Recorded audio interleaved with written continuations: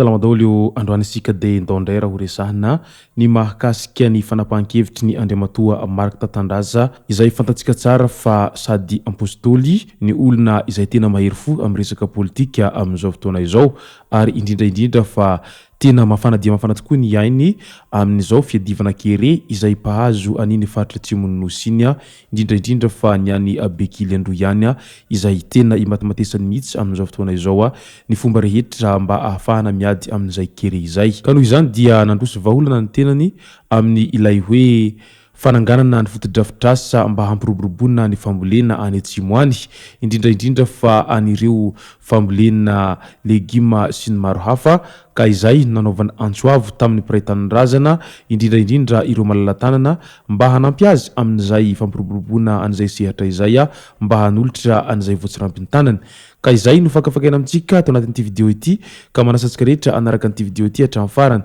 azadino ny milaiky ny video antsika ary tsarovatrany ny miabone amin'ny chaîne antsika mba ahafahanareo manaraka tsy tapaka ny video zay lefany amin'ny sisy tonga-tagasy toy izao ny fanaovana azy tsy ampendrela moa isika fa avy hatrany tonga dia vavana ndao ary melo ny dirantsika amin'ny pitsopitso ny mahakasika an'izay tetikasa any apôstôly Tatandraza izay dia ndao aloha ho resantsika ireto tsara ho fantatra manaraka ireto. Andriamatoa Andry Rajoelina miatrika fionana tampony francophonie tamin'ny andro omaliny misokatra tamin'ny fomba ofisialy tany Frantsa tamin'iny andro omaliny ny fionana tampony francophonie andiany fa 7 efa any antoerana ny filoha Rajoelina sy Ramatoa vadiny miaraka amin'ireo délégation malagasy izay hiatrika an'izay fivondronany tany mampiasa manontolo na ampahany ny teny frantsay izay ka tamin'iny andro ny afaka omaliny no nigadona tao amin'ny seranam-piaramanidina Charles de Gaulle ny filohan'ny Repoblika ka Ramatoa Yves Sila izay masovony Madagasikara eo anivon'ny UNESCO ao Paris no nitsena azy ireo teo ampahatongavana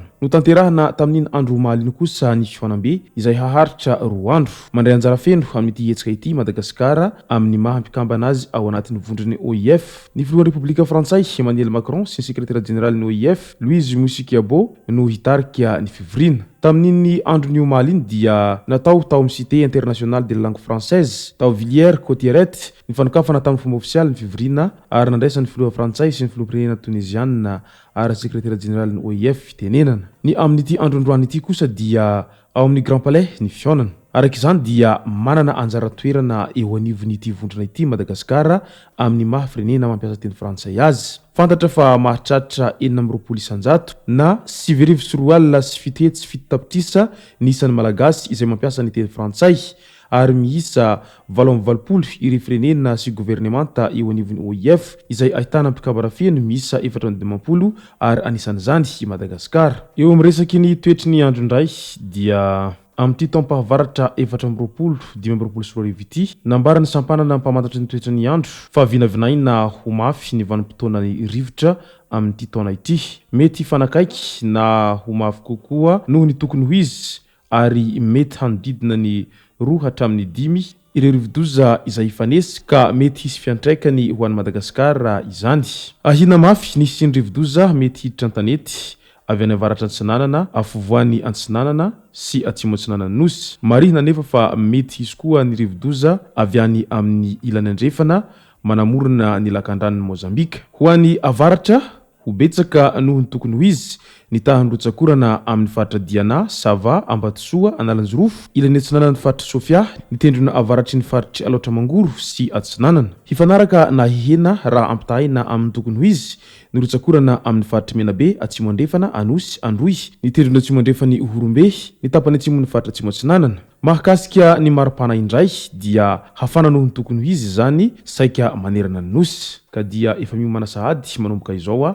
fa mety ifanesesy izay rovidoza izay araka izay voalazany mpamantitry ny toetry ny andro zay hatrany. Eo amin'ny raha mpifidianana indray vokatry ny fanasarotana ireo taratasy tamin'ny firotsangofidiana tamin'ity fifidianana ben'ny tanàna amin'ity taona ity sy ny mpanolotsaina sy ilay caution izay nampiakarina dia 720 ireo komina tsy manana hafatsy ny kandida tokana, izany hoe lisitra iray ihany no ao amin'ny bulletin tokana araky ny nambarana mpampakaten'ny seni avy amin'ny vonan'ny irmara ny maronisa amin'izy ireo. Aiza ho aiza ilay demokrasia amin'ny fifidianana eto amintsika hoy ny fanontanian'ny mpamakafaka raha-pirenena manoloana an'izao zava-misy amin'izay fifidianana kominaly izay,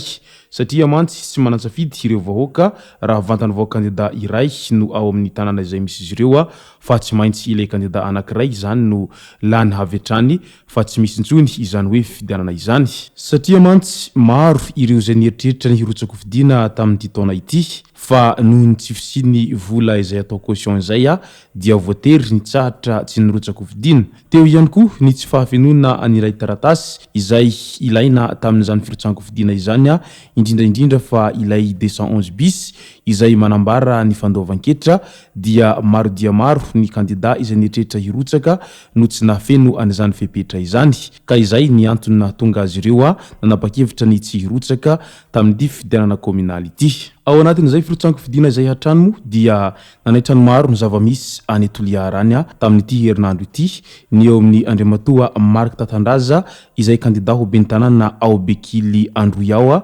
amin'ny antoko tsy miankina moa no nirotsahany izany Mark Tatandraza izany fa tsy natolotry ny irmara ny tenany na dia tena volomboasary iringiriny aza izany Mark Tatandraza izany, ka nanao antsoavy moa ny tenany mahakasika any fampiroboroboana ny fambolena any amin'ny faritra Simo iny izay hitany fa izay no vahaolana ahafahana miady amin'ny kere izay mahazo ny mponina ny atsimo iny izay miaina ao anatin'izay kere izay ary hita isan-taona moa izay resaka kere izay any amin'ny faritra Atsimo ny Nosy iny, ka noho ny fahitany Mark Tatandraza an'izay resaka kere izay dia nanapa-kevitra ny tenany fa hanao fotodrafitrasa misehatra amin'ny fambolena, satria ny fambolena raha teo moa dia fototra iray ahafahany mpiarabelona mivelona tsara ary ahafahana ihany koa miady amin'ny fahantrano, ka izay nahatonga ny Mark Tatandraza niady lavadrano mba ahafahana maka rano izay ho ampiakarina anatin'ny satodo ary ahafahana manondraka an'ireo voly izay nieritrerety hatao ireo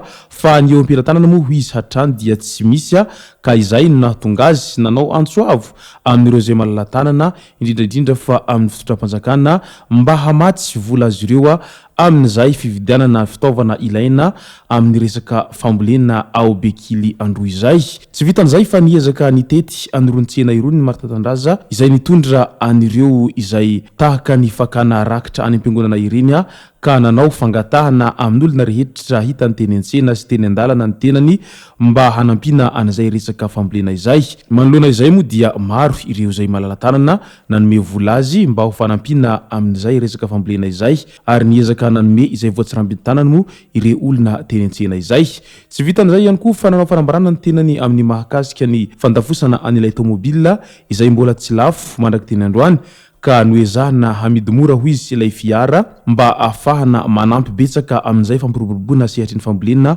ao Bekily Androy izay mba hiadina amin'izay kere izay.